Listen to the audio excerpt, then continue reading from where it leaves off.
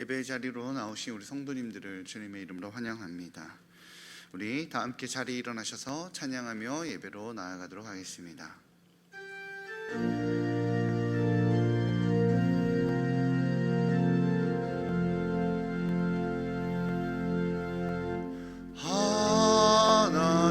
하나님께로 더 가까이 갑니다.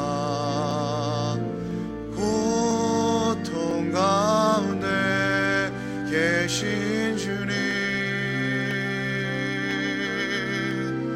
변함없는 주님의 크신 사랑, 영원히 주님만을 섬기리 예배합니다. 찬양합니다. 주님만 날 다스리소서. 예배합니다. 찬양합니다. 주님 홀로 높임 받으소서.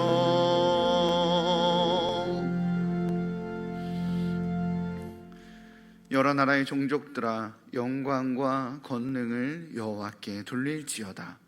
여호와께 돌릴지어다. 여호와의 이름에 합당한 영광을 그에게 돌릴지어다. 제물을 들고 그 앞에 들어갈지어다. 아름답고 거룩한 것으로 여호와께 경배할지어다. 아멘. 거룩하시고 자비로우신 하나님, 아무런 죄가 없으셨으나 성부 하나님의 뜻을 이루시기 위하여 세례를 받으셨던 예수님을 묵상합니다. 세례받고 물에서 올라오실 때에 성령님께서 비둘기 같은 형체로 임하시며 하늘로부터 너는 내 사랑하는 아들이라 내가 너를 기뻐하노라 하셨던 말씀 또한 기억합니다. 예수님께서 순종하셨던 것과 같이 저희들도 오늘 하나님께만 순종하는 마음으로 이 예배를 드리오니 기쁘게 받아 주옵소서. 참 마음으로 예배하는 저희들의 몸과 마음을 맑은 물로 씻어주시고 하나님 앞에 합당한 예배자로 서게 하여 주옵소서. 예수님의 이름으로 기원하옵나이다. 아멘. 찬송가 9장으로 함께 찬양하시겠습니다.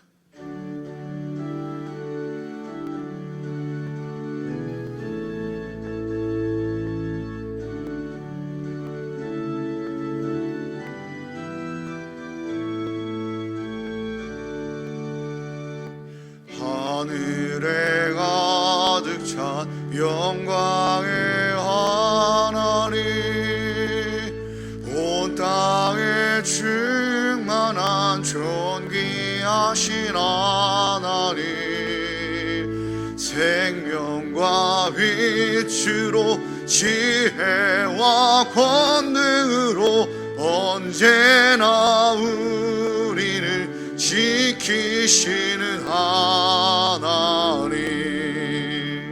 성부와 성자와 성령 삼위의 하나님, 우리 예배를 받아주시옵소서. 사랑이 넘치는 자비하신 하나님, 은혜가 풍성한 구원의 하나님, 자매의 심령에 평안을 주시옵고 죄악과 허물을 용서하여 주소서. 찬송과 영광과 생명 구원의 하나님, 우리 예배를 받아주시옵소서. 연약한 심령을 세워주시고 우둔한 마음을 지혜롭게 하시고 주의 뜻 받들어 참되게 살아가며 주 말씀 따라서 용감하게 하소서. 권능과 지혜와 사랑 은혜의 하나님 우리 예배를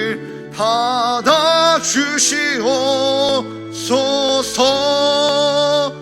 주 앞에 나올 때 우리 마음 기쁘고 그 말씀 임대어 새 희망이 솟는다.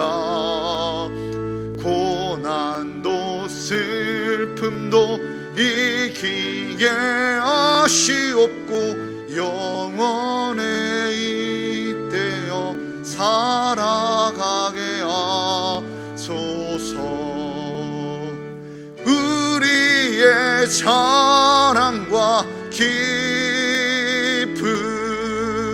생명의 하나님 우리 예배를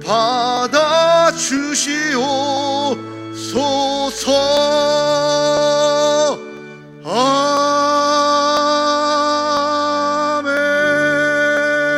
아멘. 자리에 앉으신 후에 성시를 교독하도록 하겠습니다. 성시 교독문은 성령 강림입니다. 주보 1면을 참조해 주시기 바랍니다. 그 후에 내가 내 영을 만민에게 부어 주리니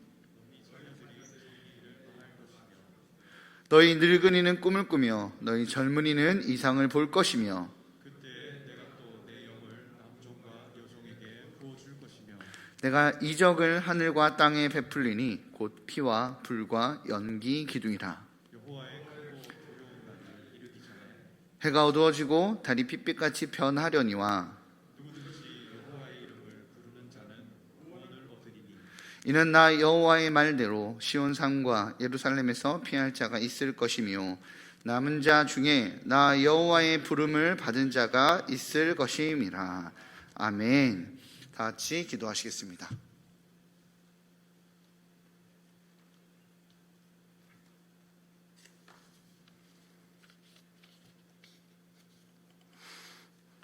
항상 살아계셔서 우리를 인도하시고 삶을 주관하시는 주님께 감사와 찬양을 드립니다.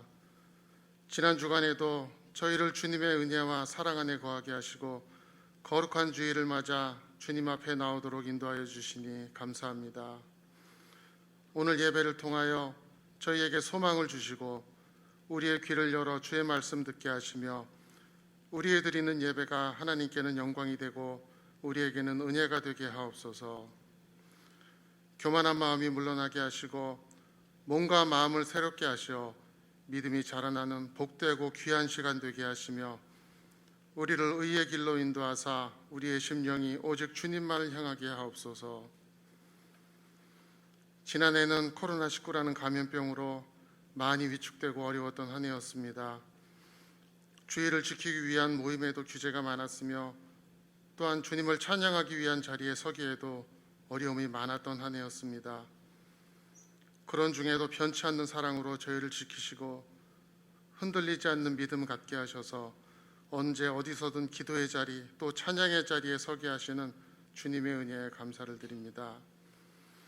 원어업기는 감염병이 점점 심해져가는 이 시기에 우리 모두가 주님 전에 모여서 함께 예배하고 찬양하는 시기가 빨리 올 수 있도록 또 어려운 이 시기를 지혜로 헤쳐나갈 수 있도록 주님 인도하여 주옵소서.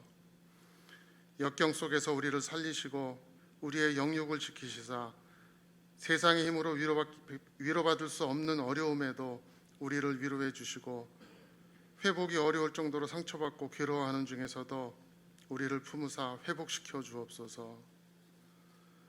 새롭게 시작된 올해도 주께서 우리의 삶 가운데 동행하셔 주께서 원하시고 기뻐하시는 복된 한 해가 되도록 인도하여 주시고 복에 복을 더하사 주님의 임재를 경험하는 귀한 한 해가 되게 하시며 새 마음 새 뜻으로 주님을 섬기기에 부족함이 없도록 은혜 내려 주옵소서. 주님의 몸된 교회를 위해 기도합니다. 주님이 세우신 일산 충신교회 세속을 따라가는 교회 되지 않게 하시고 주님의 영광 높이는 교회 되게 하사 주님이 원하시는 빛과 소금의 역할을 잘 감당하고도 남는 귀한 교회 되게 하옵소서. 이 시간 말씀을 대언하시는 위임 목사님을 성령의 권능으로 붙드시고 주님의 말씀을 대언하실 때 하나님의 음성을 듣게 하시며 우리의 심령이 주님을 향하여 열려질 수 있도록 은혜로 더하여 주옵소서. 지금은 처음 시간이오니 마치는 시간까지 주님 홀로 영광 받으시길 원하오며 우리를 구원하기 위해 이 땅에 오신 예수 그리스도 이름으로 기도드립니다. 아멘.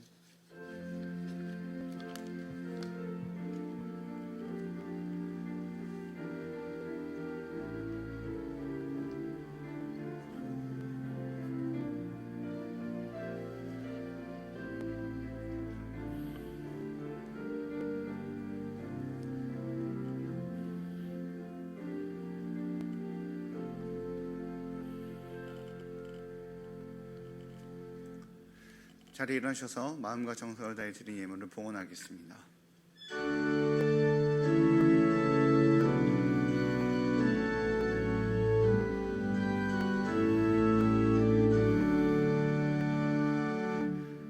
내게 있는 양육가 주께 가져와 그 발 위에 입 맞추고 깨드립니다.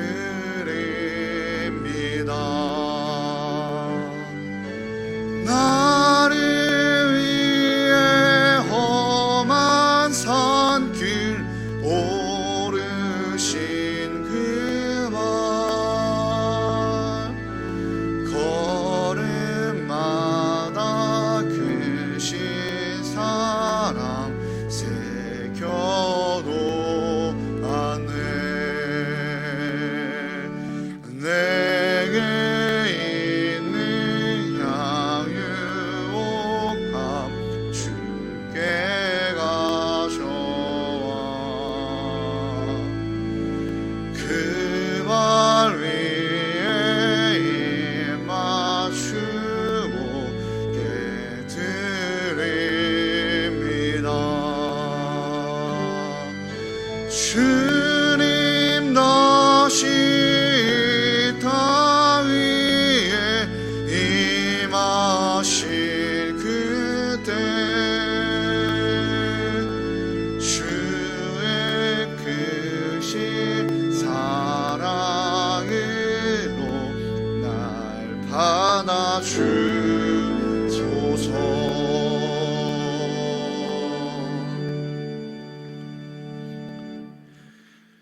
우리에게 새 생명을 주시기 위해 이 땅에 오신 주님, 주님을 기대하고 사모하는 마음으로 대림절을 지나왔습니다.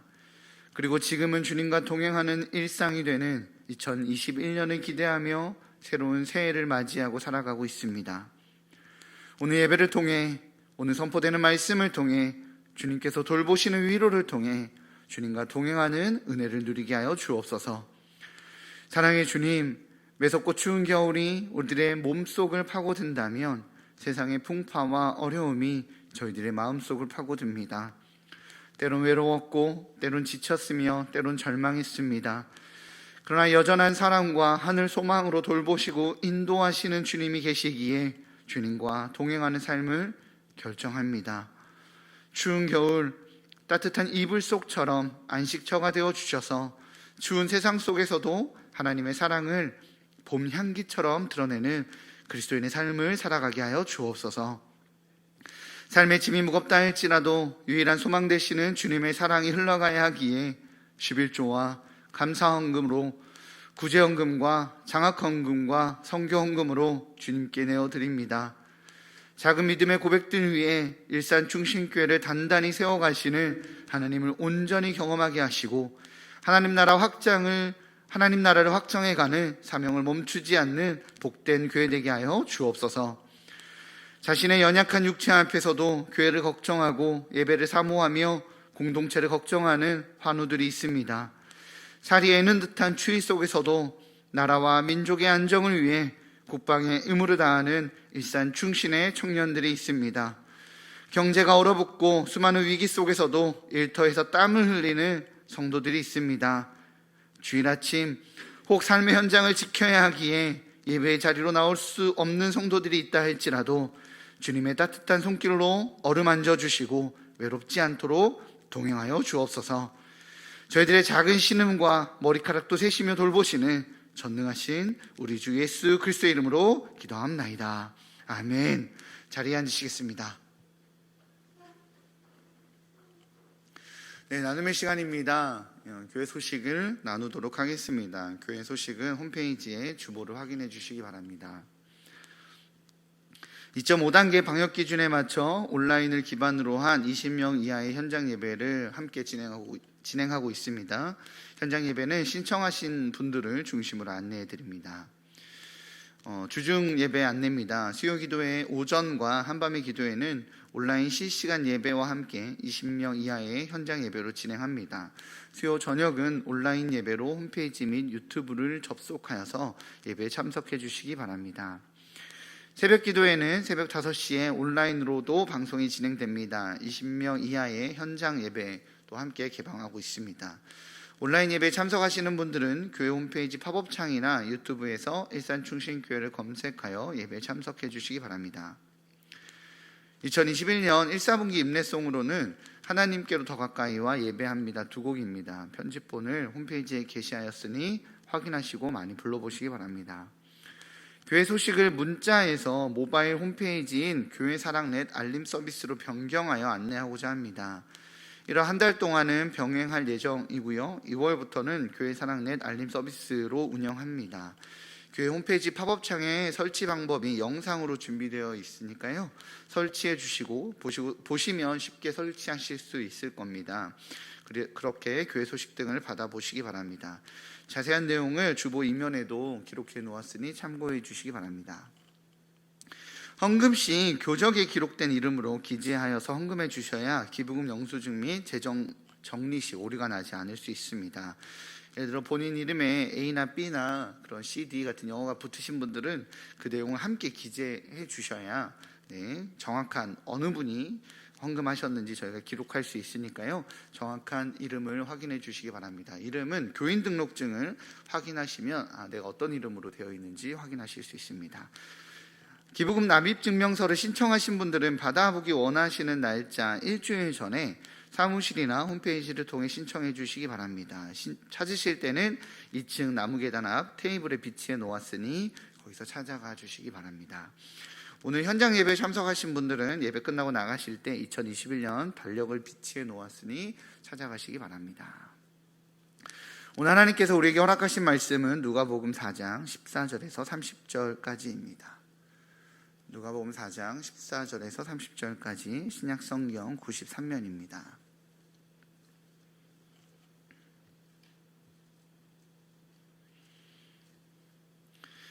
봉독하도록 하겠습니다. 예수께서 성령의 능력으로 갈릴리에 돌아가시니 그 소문이 사방에 퍼졌고 친히 그 여러 회당에서 가르치심에 뭇사람에게 칭송을 받으시더라.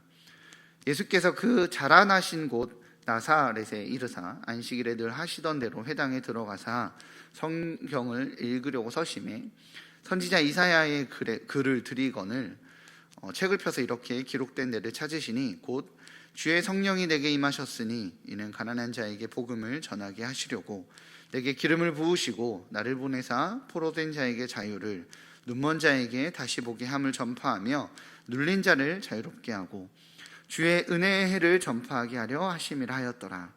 책을 덮어 그 맡은 자에게 주시고 앉으시니 회당에 있는 자들이 다 주목하여 보더라.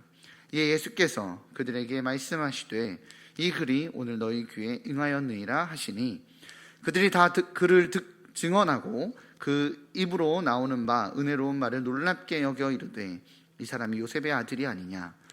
예수께서 그들에게 이르시되 너희가 반드시 의사야 너 자신을 고치라 하는 속담을 인용하여 내게 말하기를 우리가 들은 바 가버나움에서 행한 일을 내 고향 여기서도 행하라 하리라. 또 이르시되 내가 진실로 너희에게 이르노니 선지자가 고향에서는 환영을 받는 자가 없느니라. 내가 참으로 너희에게 이르노니 엘리야 시대에 하늘이 3년 6개월간 닫히어 온 땅에 큰 흉년이 들었을 때에 이스라엘에 많은 과부가 있었으되 엘리야가 그중 한 사람에게도 보내심을 받지 않고 오직 시돈 땅에 있는 사렙다의 한 과부에게 뿐이었으며 또 선지자 엘리사 때에 이스라엘에 많은 나병 환자가 있었으되 그 중에 한 사람도 깨끗함을 얻지 못하고 오직 수리아 사람 나아만 뿐이었느니라. 회당에 있는 자들이 이것을 듣고 다 크게 화가 나서 일어나 동네 밖으로 쫓아내어 그 동네가 건설된 산 낭떠러지까지 끌고 가서 밀쳐 떨어뜨리고자 하되 예수께서 그들 가운데로 지나서 가시니라. 아멘. 이 시간 시온 찬양대에 찬양 읽겠습니다.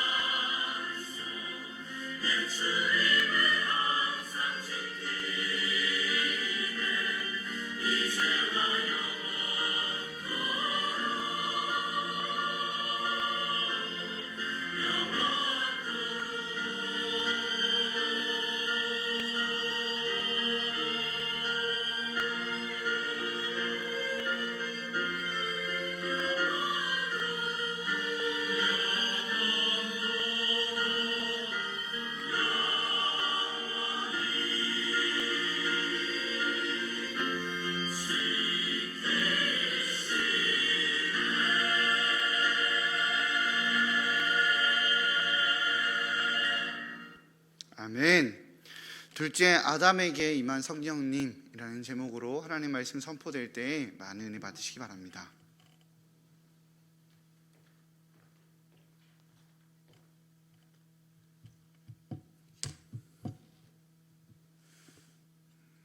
난리의 소문 속에서도 예배 자리에 나오신 여러분들이 하나님의 은총이 함께 하시길 축원합니다. 누가복음과 사도행전은 같은 저자 누가가 기록했습니다.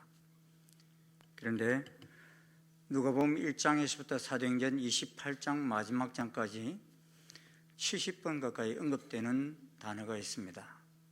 이는 성령입니다. 누가복음 1장 15절을 말씀합니다.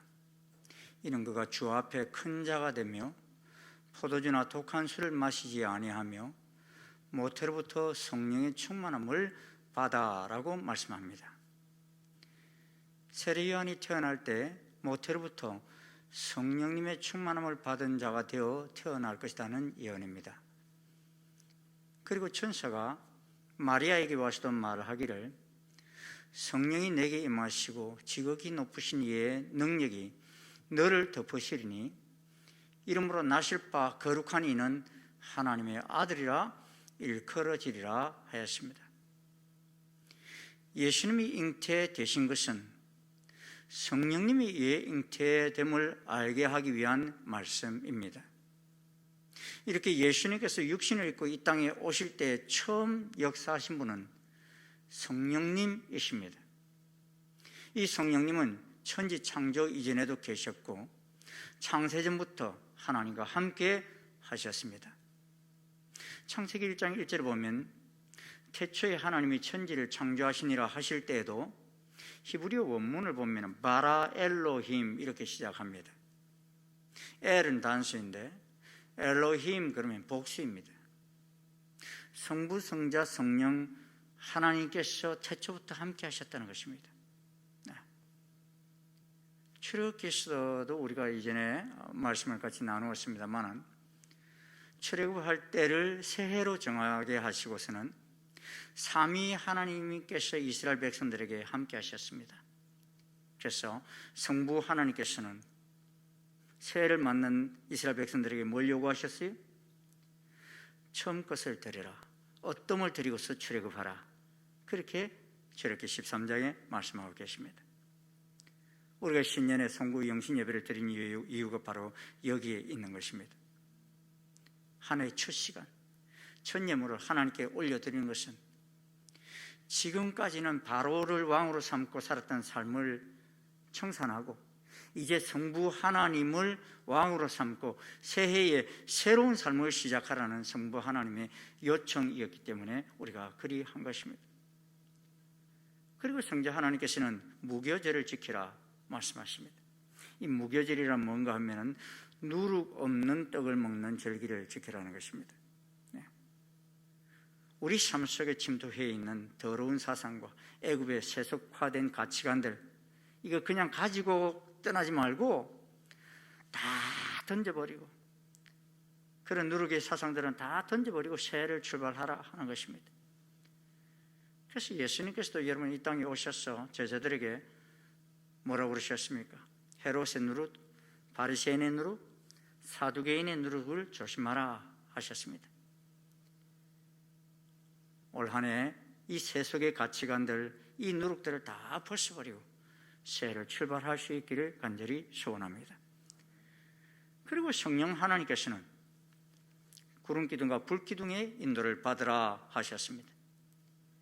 이스라엘 백성들은 얼마 전까지는 애굽왕 바로가 인도하는 대로 살았던 백성들입니다. 그런데 이제 출애굽하는 순간부터는 애굽왕이 아닌 성령님이 인도하시는 대로 움직이라는 것입니다.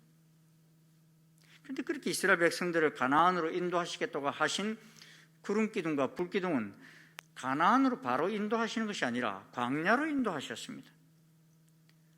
마치 성령님께서 처음 사역을 시작하시는 예수님을 광야로 이끄신 것처럼 말입니다. 많은 사람들이 인생길에서 필연적으로 만나는 광야길이 있습니다. 존 비비어는 이 광야길은 성령의 새로운 움직임을 받아들일 수 있도록 준비되고 훈련받는 곳이다 그랬습니다. 그런데 조심해야 할 것은 이 광야의 한복판에는 항상 절망이라는 유혹이 도사리면서 우리를 삼키려 한다는 것입니다. 그래서 이런 삶이 싫다고 이스라엘 백성들은 가나안 땅을 정탐한 후에 우리가 한 지휘관을 세우고 애굽으로 돌아가자 하면서 더 이상 성령님의 인도하심을 받지 않고 자기 마음대로 살겠다고 선언했습니다. 이들은 광야를 지날 때 인생의 마른 땅을 걷게 하시는 하나님의 목적을 이해하지 못하고 하나님이 자기 민족에게 벌 주시는 것으로 오해했습니다. 유인적성, 우리가 성령님의 인도하심을 받는 삶은 우리 생각대로 다 채워지는 세상이 되는 것이 아니기 때문입니다. 하지만 성령님이 원하시는 것은 그러한 속에서도 절대적인 순종을 할 수 있는지를 훈련하십니다. 이러한 성령님께서 이제 예수님께서 이 땅에 오셔서 공적 사역을 시작하실 때에도 예수님을 광야로 이끄셔서 마귀에게 시험을 받게 하셨습니다. 그래서 누가복음 4장 1절 2절은 이렇게 시작합니다. 예수님께서 성령의 충만함을 입어 요단강으로 돌아오셔 광야에서 40일 동안 성령에게 이끌리시며 마귀에게 시험을 받으시더라 말씀합니다. 사실 예수님의 광야 시험에 관한 기록은 공간복음 모두 등장하고 있는데요, 그 누가복음에서만은 독특한 기록을 볼 수 있습니다. 누가는 예수님의 수세 사건과 광야 시험 사이에 예수님의 족보를 기록해 놓았습니다. 그런데 마태복음에서도 족보가 나오는데 마태복음에서는 아브라함으로부터 시작해서 예수님까지로 족보를 기록해 놓았지만 누가복음에서는요, 예수님에게서 시작해서 인류의 조상 아담까지 족보를 포함시키고 있습니다. 그래서 여러분 누가복음 3장 마지막을 이렇게 책을 펴서 보시면요, 누가는 예수님의 족보를 열거하면서 실패자 아담을 기록한 내용이 나옵니다. 그리고 실패자 아담을 기록한 후에 곧이어서 4장에서 제일 처음에 누구를 기록하느냐, 성리자이신 두 번째 아담 예수님을 4장 첫머리에 기록하고 있습니다. 이렇게 배치한 이유는 첫 번째 아담은 아직 타락하지 않는 복된 에덴 동산에서 하나님을 경배하지 않고 사탄에게 미혹되었지만, 두 번째 아담으로 오신 예수님은 아담의 죄로 저주받은 땅 광야에서 사단의 유혹을 이기셨음을 가르치기 위해서인 것입니다. 첫 번째 아담은 타락한 결과로 인류에게 정죄와 저주를 가져왔습니다. 그러나 두 번째 아담이신 예수님은 승리로 인해서 우리에게 생명과 구원의 역사가 시작되었습니다. 그래서 누가는 아담의 실패와 예수님의 승리를 대조시키고 있는 것입니다. 이런 마귀의 최종 목표가 무엇입니까? 마귀는 아담도 예수님도 그리고 모든 그리스도인들도 다 자기 권세 아래 두고 자기에게 경배하기를 원합니다. 그래서 마귀는 자기가 가지고 있는 권세와 영광을 빼앗으러 오신 예수님이 싸움 없이 자기에게 굴복하기를 원했습니다. 하지만 예수님은 그런 마귀의 타협에 빠지지 않고 이런저라에 거절하셨습니다. 그런 두 번째 아담 예수님은 첫 번째 아담의 죄로 말미암아 저주받은 광야에서 사단의 유혹을 물리치신 것입니다. 예수님이 광야 시험에서 타락의 결과로 주어진 저주를 이겨냄으로써 구원이 이제 막 시작된 것입니다. 이스라엘 백성은 광야에서 40년간 연속적으로 실패의 삶을 살았습니다. 마귀는 택한 백성 이스라엘을 하여금 광야 생활 속에서 원망 불평하며 무엇을 먹을까 무엇을 마실까 염려하게 하여서 가나안에 들어가지 못하게 하는 데 성공했습니다. 그러나 참 이스라엘이신 예수님, 광야에서 40일간 금식한 후에도 돌들로 떡덩이를 만들어 먹으라는 마귀의 유혹을 거절하며 사람이 떡으로만 살 것이 아니라고 말씀하시며 승리하셨습니다. 마귀는 첫 번째 아담으로 하여금 하나님을 경배하게 사는 것에서 이탈하도록 하는 데 성공했습니다. 그래서 아담은 하나님의 자녀의 자리에서 마귀의 종이 되었어요. 그 마귀가 두 번째 아담이신 예수님도 시험에서 하나님의 아들의 자리에서 이탈하도록 하려 했습니다. 그러나 예수님은 그 시험에 빠지지 않고서 우리가 광야 같은 이 세상에서 어떻게 살아가야 하는지를 승리를 체험한 자로서 가르쳐주고 계십니다.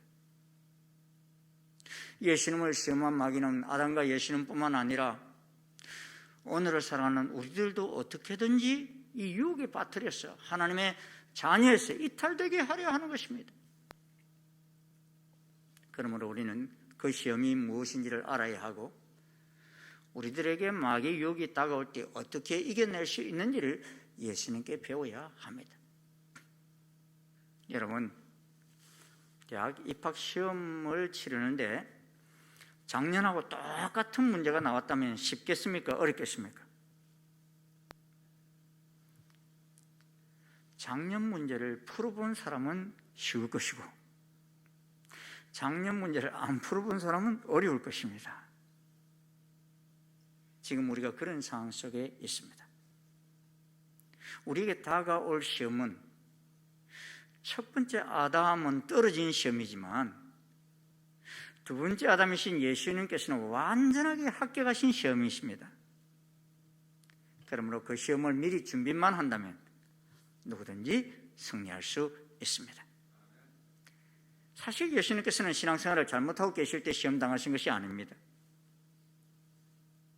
하나님께서 보내신 뜻을 이루며 본격적으로 하나님의 사역을 이루시기 위해 첫 발을 내디디실 때 시험 받으셨습니다. 우리가 생각할 때 성령 충만하면 시험 안 받을 것 같지만 그렇지 않습니다. 많은 분들이요 40일 금식 후에 넘어져요. 높은 자리에 올라간 후에 타락하는 경우도 얼마나 많은지 모릅니다. 다윗도 광야에서 도망 다닐 때 시험 들지 않았는데 왕이 되어서 천하를 평정하게 되었을 때 유혹에 빠졌습니다. 베드로는 자기가 제일 잘 믿는다고 장담할 때 시험에 들었습니다. 아담은 에덴 동산에서 풍요 속에 살 때 시험을 당했습니다. 지금 우리들도요 장사도 안 되고 실직하고 빚질 때 넘어진 것이 아닙니다. 그러므로 성경도 경고할 때 보면요 가난한 자에게 조심하라 하지 않고요 선줄로 생각하는 사람은 넘어질까 조심하라 한 것입니다. 사단은 예수님께 돌로 떡덩이를 만들어 먹으라 시험하였는데 사단은 에덴 동산에서도 아담에게도 선악과를 따먹으라 시험하였습니다. 또 사단은 예수님께 자신을 경배하면 천하 만국의 통치권을 주겠다고 시험하였는데 하와에게도 네가 이 선악과를 따먹으면 하나님같이 된다며 시험했습니다. 또 성전 꼭대기에서 뛰어내리라는 시험, 세 번째 시험은 성경 말씀을 왜곡한 시험입니다. 이는 사탄이 아담에게도 선악과를 먹으면 정령 죽으리라 하는 말씀을 왜곡하여 너희가 결코 죽지 아니하리라고 한 유혹과 관련되어 있는 말씀입니다. 이 예수님에게 행한 광야 시험 내용은 사단이 처음 아담을 유혹한 사실과 연관을 두고 산 기록입니다. 사실 첫 번째 아담의 타락으로 말미암아 인간은 사탄의 영향권 아래 살면서 사탄이 시키는 대로 하며 살았습니다. 그러므로 사탄은 자신이 가지고 있는 권세와 영광을 빼앗으러 오신 예수님도 자신의 종이 되게 하려고 시험한 것입니다.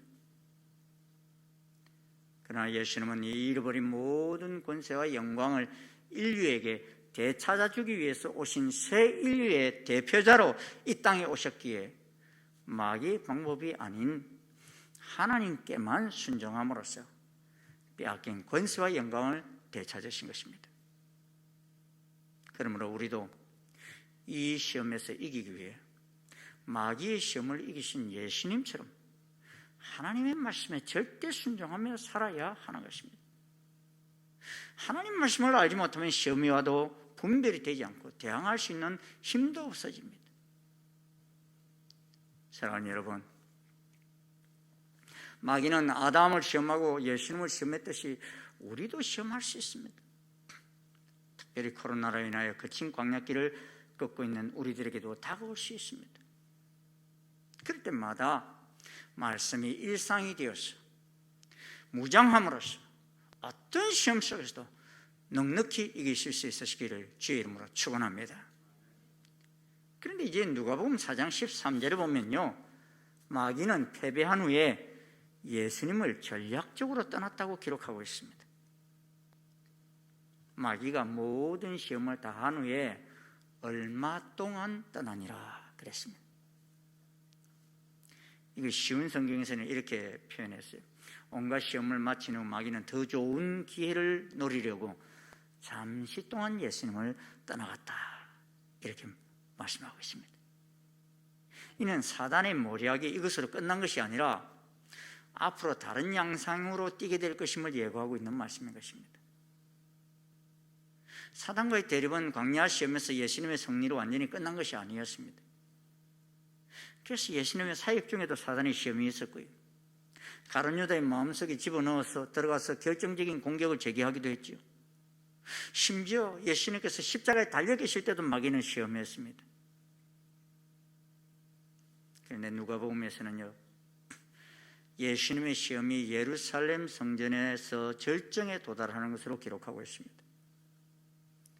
그래서 예루살렘은 예수님의 공적 사역의 최종적인 목적지입니다.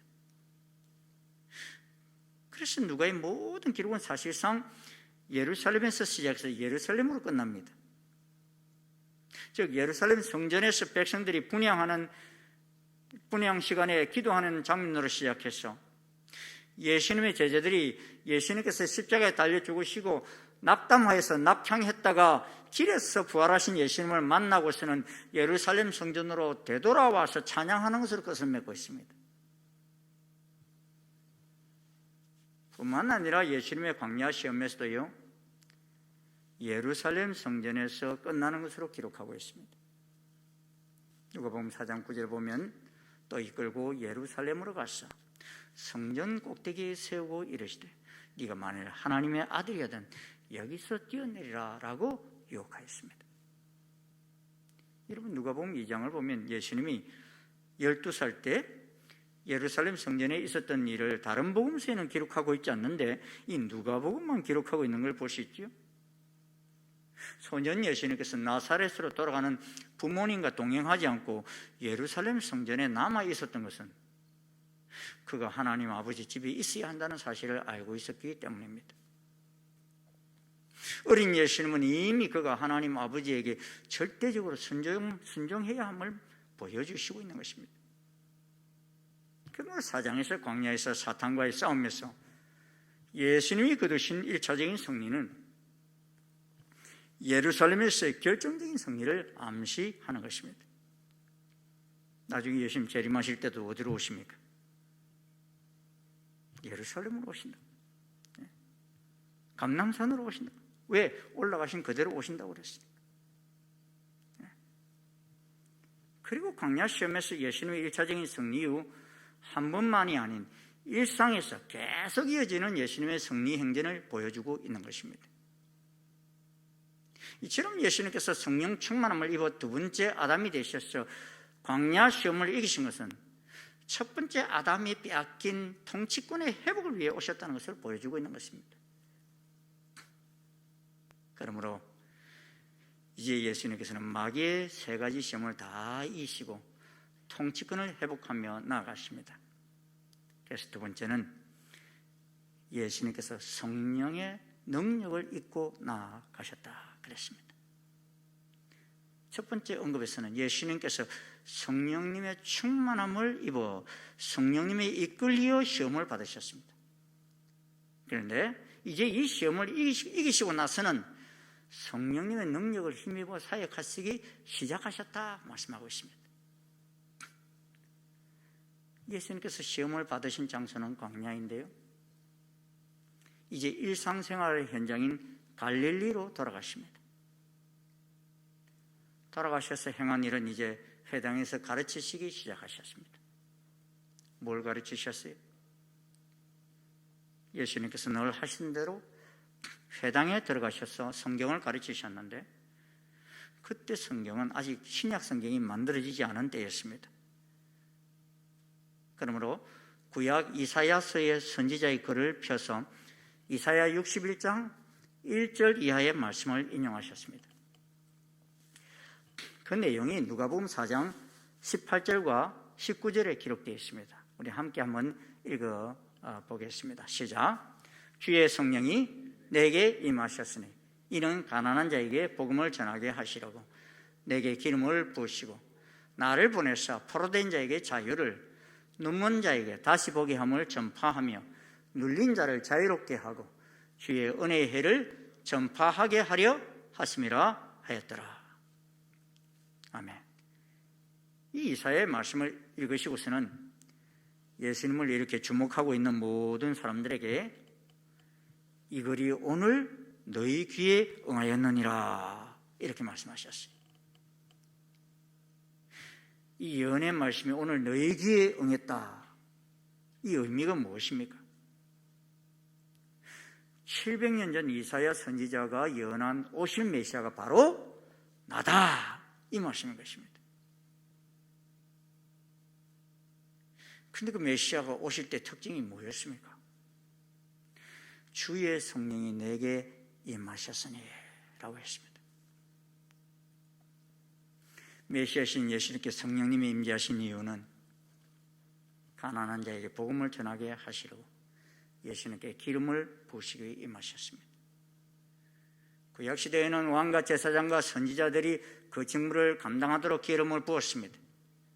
그런데 예수님에게는 이 직무를 감당하도록 성령님께서 직접 기름을 부으셨습니다. 가난한 자에게 복음을 전하게 하시려고 그랬는데 이 가난한 자가 누굽니까? 마태복음에서는 심령이 가난한 자라고 했고요. 이 이사야 66장 2절에서는 마음이 가난하고 라고 했습니다. 가난한 자들에게는 갈급함이 있습니다. 그래서 간절히 하나님을 찾는 자입니다. 여러분, 이번 주 학가다 말씀이 잠언 8장 17절 말씀이죠. 우리 한번 같이 한번 읽어볼까요? 시작. 나를 사랑하는 자들이 나의 사랑을 입으며 나를 간절히 찾는 자가 나를 만날 것이니라. 마음이 가난한 자들이 하나님을 간절히 찾는 자들이라는 것입니다. 하나님을 사랑하는 자들입니다. 근데 마음이 부유한 사람들은 하나님을 찾을 일이 없기에 성령님의 충만함도 성령님의 인도함도 필요 없이 사는 것입니다. 예수님이 왜 오셨습니까? 사단에게 포로된 자에게 자유를 주기 위해서입니다.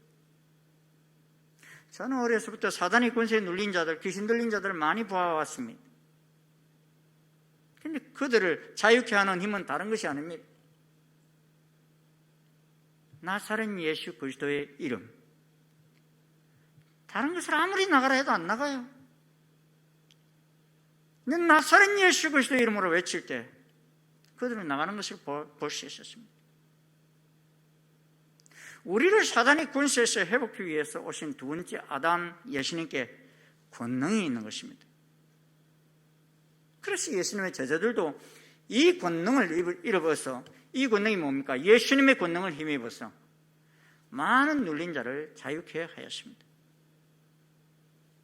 예수님께서는 가시는 곳마다 병든 자, 귀신 들린 자를 고치시고 눈먼 자를 다시 보게 하셨습니다. 이것이 바로 희년의 역사인 것입니다. 희년에는 여러분 빚더미 속에 있던 자도 자유케 되고 노예로 있던 자들도 자유인이 되는 회복의 때입니다. 예수님이 오시면 바로 첫 번째 아담으로 인하여 빼앗겼던 것을 다 찾는 희년이 선포된 것입니다. 그런데 이런 예수님의 말씀을 듣고 있던 사람들에게 예수님께서 이 글이 오늘 너희 귀에 응하였느니라 라고 하시자 그들이 그 예수님의 말씀에 은혜를 받습니다. 4장 22절을 보면 그들이 다 그를 증언하고 그 입으로 나오는 바 은혜로운 말을 놀랍게 여겨 이르되 이 사람이 요셉의 아들이 아니냐라고 말합니다. 은혜 받는 것까지는 좋았습니다. 그런데 이 고향 사람들은 예수님께 임한 성령님의 역사를 보면서 귀히 여겼다 그랬습니다. 은혜는 받았으면서도 예수님을 메시아로 인정을 하지 못하였던 것입니다. 그래서 예수님께서는 그런 모습들을 보면서 엘리야 시대에 큰 흉년이 들었을 때 엘리야를 영접한 가부는 이스라엘 여인이 아니라 이방 마을에 사는 사렙다 가부였고, 엘리사 시대에 이스라엘에도 문둥병자들도 많이 있었지만 깨끗한 물 받은 사람은 이방 나라 군대 장관인 나만밖에 없었다, 이런 말씀을 하셔요. 무슨 말씀입니까? 하나님을 경외하며 산다는 이스라엘 땅에는 영적 교만으로 가득 차가지고 하나님의 은혜를 받을 사람들이 없다는 말씀인 것입니다. 한마디로 말해서 마음이 가난하지 못하다는 것입니다. 이 말을 듣고 있던 고향 사람들이 화가 나서 예수님을 동네 밖 낭떠러지로 끌고 가서 거기서 예수님을 낭떠러지를 밀쳐 떨어뜨리려고 했습니다. 사랑하는 여러분, 누가복음과 사도행전을 보면 성령님의 임재, 천사들의 임재가 많이 나타납니다. 그런데 이는 어떤 장소에 구애받지 않았습니다. 세례 요한의 아버지 사가랴 제사장과 안나 여선지자는 천사가 임했는데요, 성전에 있을 때, 성전에서 예배드릴 때, 성전에서 기도하실 때 임했습니다. 반면에 엘리사벳이나 마리아와 같은 경우는, 또 백부장 고넬료 같은 경우는 가정에서, 집에서 예배드리고 기도할 때 임했어요. 그리고 장소가 중요한 것은 아니었어요. 이미 우리 몸은 하나님의 성전입니다. 여러분 믿으십니까? 그래 예수님의 영이신 성령님께서 얼마든지 오실 수 있습니다. 와 계십니다. 그런데 이렇게 성령님께서 충만히 임하실 때 공통된 특징이 무엇입니까? 집에 있을 때든지 성전에 있을 때든지 다락방에 있을 때든지 기도할 때 임하셨고 예배드릴 때 임하셨어요. 이 코로나 난리 속에서도 우리는 어떤 분은 예배당에 나와 계시고 또 어떤 분은 가정에서 예배를 드리고 계십니다. 예배당에서 드렸느냐 집에서 드렸느냐가 중요한 것이 아닙니다. 정말 성령님을 사모하며 가난한 심령으로 하나님께 기도하며 예배 드렸느냐가 중요한 것입니다. 오늘 주일날 여러분은 사모하며 하나님 앞에 나오셨습니까? 아직은 우리가 그래도 비대면이라도 예배를 드리고는 있습니다. 그런데 저 북녘 땅에서는요, 집에서조차도 제대로 드릴 수가 없어요. 찬송 소리가 새어나갈까 봐 이불을 뒤집어 쓰고 드려야 하고 들판이나 산에 가서 드려야 합니다. 저는 이 추운 날씨 속에서 예수 믿다가 잡혀 정치병 수용소에서 지금 고생하는 분들이 얼마나 추위 속에서 고생할까 그런 생각이 들어요.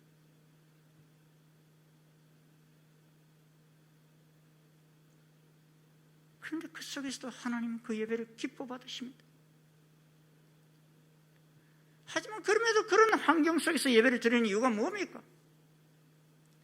그 심령이 가난하기 때문이요, 성령님의 충만함에 목마르기 때문인 것입니다.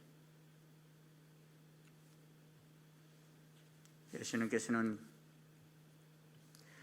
명절 끝날 곧 큰 날에 외치셨습니다. 누구든지 목마르거든 내게로 와서 마시라. 나를 믿는 자는 성경에 이런 것 같이 그 배에서 생수의 강이 흘러나오리라 하셨습니다. 그리고 저는 이는 그를 믿는 자들이 받을 성령을 가리켜 말씀하신 것이라. 예수께서 아직 영광을 받지 않으셨으므로 성령이 아직 그들에게 계시지 아니하시더라 말씀하십니다. 예수님이 언제 영광을 받으셨습니까? 십자가에 달리시고 3일 만에 부활하셔서 승천하셨을 때, 이분이 하나님의 아들이심이 확실하구나, 이는 확증이 되어지면서 영광을 받으셨습니다. 그래서 이 예수님보다 6개월 먼저 왔던 세례 요한은 예수님께 세례를 베풀 때 이런 말을 하지. 나는 물론 너희에게 세례를 베풀거니와 나보다 능력이 많으시니가 오시나니 그는 성령과 불로 너희에게 세례를 베푸실 것이다. 그가 누굽니까? 예수 그리스도이시다.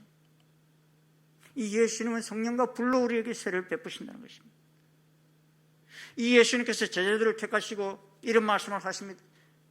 누가복음 11장 13절에 너희가 악할지라도 좋은 것을 자식에게 줄 줄 알거든 하물며 늘 하늘 아버지께서 구하는 자에게 성령을 주시지 않겠느냐 하시니라. 예수님께 임하셨던 그 성령님을 누구에게 주신다고요? 하늘 아버지께 구하는 자에게 주신다 하셨습니다. 이 예수님께서 성천하시면서 하신 말씀이 무엇입니까? 요한은 물로 세례를 베풀었으나 너희는 맨날이 못되어 성령으로 세례를 받으리라 하셨습니다.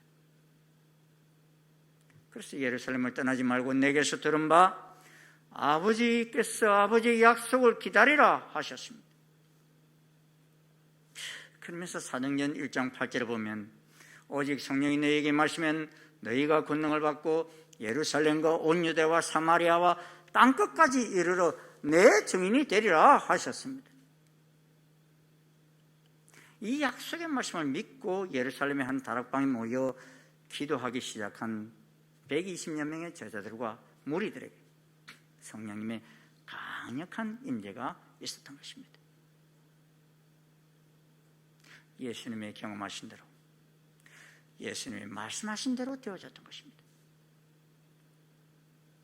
그래서 이 제자들이 가는 곳마다 받는 땅마다 예수님께서 사망의 권세를 깨뜨리시고 부활하신 하나님의 아들이심을 증거하는 증인의 삶을 살았습니다.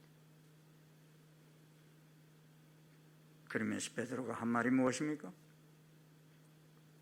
하나님이 오른손으로 예수님을 높이시며 그가 예수님이 약속하신 성령을 아버지께 받아서 너희가 보고 듣는 이것을 부어주셨나니라. 그런즉 너희가 십자가에 못 박은 이 예수를 하나님이 주와 그리스도가 되게 하셨느니라 선포했습니다. 이 베드로의 설교를 듣고서 사람들이 마음에 찔려 베드로와 다른 사도들에게 형제들아 우리가 어찌할꼬 하면서 물었습니다. 그때 베드로는 너희가 회개하여 각각 예수 그리스도의 이름으로 세례를 받고 죄사함을 받으라. 그리하면 성령의 선물을 받으리니 말씀하셨습니다. 그렇습니다. 우리가 회개하여 각각 예수 그리스도의 이름으로 세례를 받고 죄사함을 받으면 성령님의 선물을 받습니다. 여러분 모두가 다 예수 그리스도의 그 이름을 믿고 그를 주로 영접하고 그 이름으로 세례를 받으셨습니까? 예수님이 구세주이심을 믿지 않던 죄를 회개하고 죄 사함을 받으며 성령 세례를 받으셨습니까? 이는 어떤 느낌이 있느냐 없느냐가 중요하지 않습니다. 예수님의 말씀은 약속이기에 그 약속을 믿는 믿음이 중요합니다. 그리고 이 약속은 너희와 너희 자녀와 모든 먼데 사람 곧 주 우리 하나님이 얼마든지 부르시는 자들에게 하신 것이다 하였습니다. 이는 베드로의 설교를 듣고 있던 유대인뿐만 아니라 먼데 사람인 우리들에게까지도 해당된다는 말씀인 것입니다. 이 말씀은 2000년 전에만 유효한 말씀이 아니라 예수님이 다시 오실 때까지 계속되어질 말씀이라는 것입니다. 믿으십니까 여러분? 여러분, 예수님께서는 이제 내가 하나님께로 돌아가야 한다 했을 때 마음에 근심이 가득한 제자들이 있었어요. 예수님 돌아가신다고 그러니까 자기들은 우린 두고 그냥 떠나십니까? 하면서 막 걱정을 해요. 그때 예수님 말씀하십니다. 그러나 내가 너희에게 실상을 말하노니 내가 떠나가는 것이 너희에게 유익이라. 내가 떠나가지 않으면 보혜사가 너희에게로 오시지 아니할 것이요 가면 내가 그를 너희에게로 보내리니. 할렐루야. 예수님은 가셨어요, 안 가셨어요? 가셨기 때문에 보혜사 성령님을 우리에게 보내셨다는 것입니다. 믿으십니까, 여러분? 네. 이 세상은 사단이 자기 때가 얼마 남지 않음을 알고서 예수님을 시험하듯 엄청나게 유혹하는 시대에 우리가 살고 있습니다. 경제적인 배고픔, 지름길로 가는 명예의 자리, 안전한 자리 등등 시험이 다 그러합니다. 우리를 유혹하는 사단의 목표는 늘 바른 길, 진리의 길보다는 지름길, 유명해지는 길, 스스로 하나님처럼 되는 길을 제시합니다. 아담과 하와에게도 그러한 길을 제시하였고 오늘 우리들에게도 그러한 길을 제시하며 유혹합니다. 저는 우리 모두가 예수님을 닮아 사단의 시험을 이겨내는 2021년이 되어지기를 간절히 소원합니다. 저는 우리 모두가 집에서든지 교회에서든지 늘 기도하며 말씀이 일상이 되어 예수님이 회복하신 통치권을 회복하는 새해가 되어지기를 간절히 소원합니다. 무엇보다도 기도가 회복되고 예배가 회복되어 오늘 이 시대 속에 사가라 엘리사벳이 되시고 이 시대 속에 예루살렘의 다락방이 되어 모이면 기도하고 흩어지면 정인의 삶을 사는 성령 충만한 일상이 되시기를 주의 이름으로 축원합니다. 축원합니다. 예, 기도하시겠습니다. 하나님 감사합니다. 복잡다단한 세상 속에서도 저희들 2021년 새해를 허락하여 주시고 이를 새롭게 출발하게 하심을 감사합니다. 주님, 애굽에 있던 이스라엘 백성들을 출애굽시키시며 지금부터 새해로 정하여라 하시며 세 가지를 말씀하신 하나님, 저희들 아버지 하나님 그 말씀을 기억하며 주님이 시험에서 모두 이기셨다시 저희들 주님을 본받아 주님의 권능을 힘입어서 성령의 충만함을 입어서 주님 허락하신 이 새해를 넉넉히 승리하며 나아가기를 소원합니다. 성령님, 우리 가운데 충만히 임하여 주시옵소서. 어디서든지 집에서든지 교회에서든지 기도하며 예배하는 그 자리에 주께서 임재하여 주시옵소서.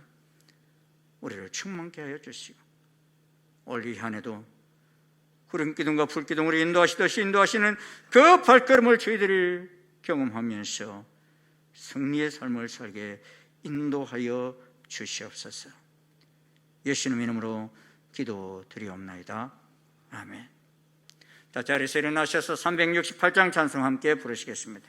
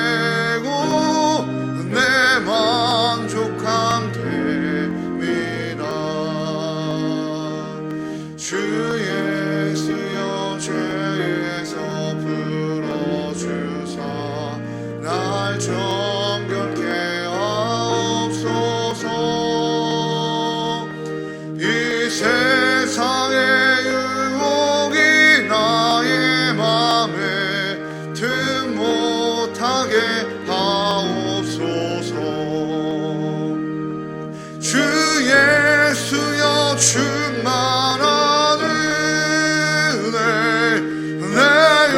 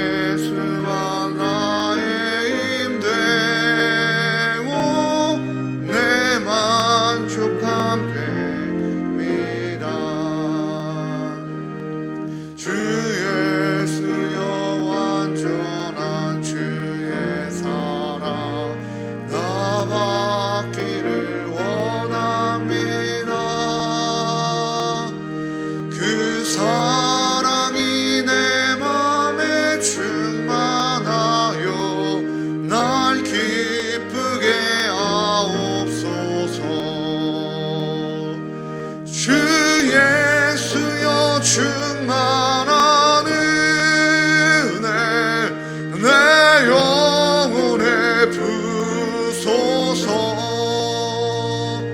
주 예수만 나의 힘되 곧 내 만족함 됨이라. 내 마음에 임하신 주의 성령 늘 계신 줄 믿습니다. 그를 사는 나에게 부어주사 주 섬기게 하옵소서.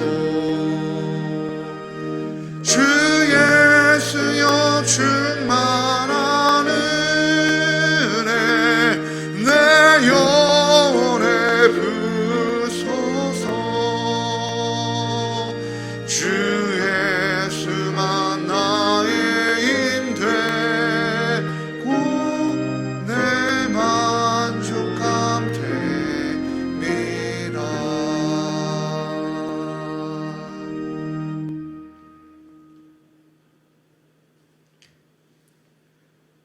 둘째 아담으로 이 세상에 오셔서 사단의 모든 시험을 이겨내신 우리 주 예수 그리스도의 한량없으신 은혜와 하나님 아버지의 지극하신 사랑과 성령님의 교통, 역사, 인도하심이 마음이 가난한 자가 되었어 주님이 받으신 이 성령의 충만함을 받았어 혼탁한 이 세상 속에서 우리에게 다가오는 많은 시험들을 2021년도에도 주님과 함께 주님 본받아 주님 뜻대로 승리하며 나아가기를 결심하고 나아가는 아버지 모든 충신의 가족들 머리 위에 그 가정 위에 그 기업 위에 지금부터 영원토록 함께 하옵시기를 간절히 축원하옵나이다.